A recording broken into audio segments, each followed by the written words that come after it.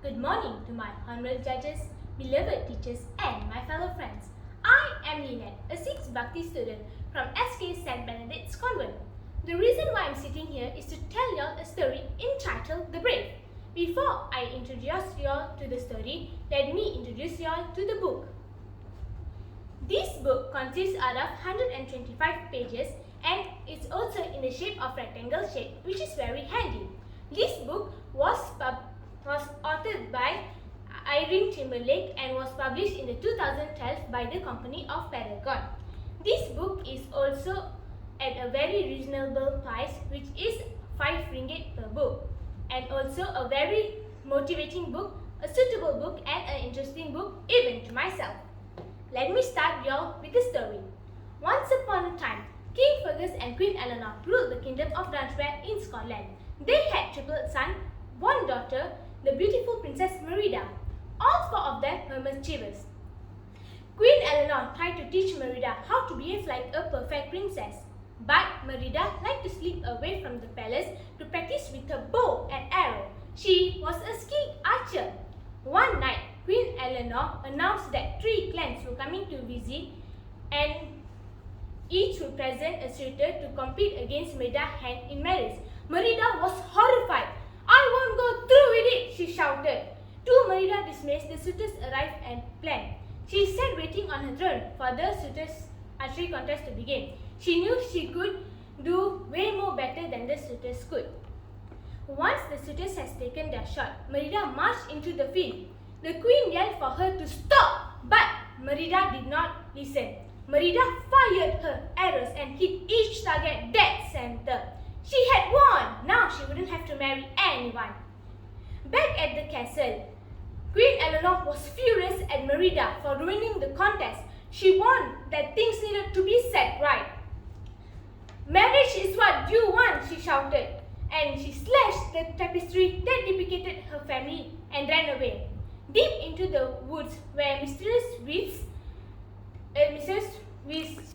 led her to a cottage. Inside, she found a witch. She begged that witch to change her mother. The witch soon gave her a spell cake. Back at the castle, she presented the spell cake to her mother. She watched closely as she took a bite. At first, nothing happened, but then Queen Eleanor began to feel sick. She had Queen Eleanor into the bed. The next thing she knew was that a huge furry shape was rising above the ship. The witch's spell cake had changed her mother into a bear. Worried her mother was in danger, Merida sneaked her out of the castle. First they went to the witch's cottage, but only found a message. "Fate can be changed. Look inside. Mend the bond torn by pride." Merida would need time to figure out its meaning, but for now she needed to teach her mother to fish. She realized that to mend the bond and to break the spell, she must mend the tapestry that she had torn.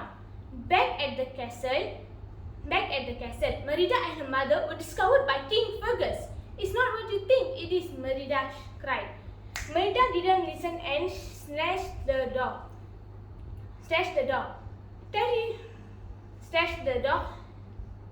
At the bear, who struck back knocking to the ground. The noise drew the visiting lords and their sons. Terrified, Eleanor Bear raced from the castle. Merida took a needle, a thread, and the tapestry and jumped on her house. She took her little brothers too. They had eaten the spell cake and turned into bear cubs. They all stood as they all raced to save their mother. When Merida arrived, Merida wrapped the mended tapestry over her mother. "I want you back, Mom," Merida cried. "I love you." The king was shocked to realize that the bear was his beloved wife. Merida then felt a hand brushing her head. The spell had been broken. Now, Eleanor was once humans again. The cubs were no longer bear. Queen Eleanor smiled at Merida. Merida can now be a princess and be herself. The moral of the story is always be brave and always be yourself. Thank you for you all for letting me into your ears. I am Lynette resigning off.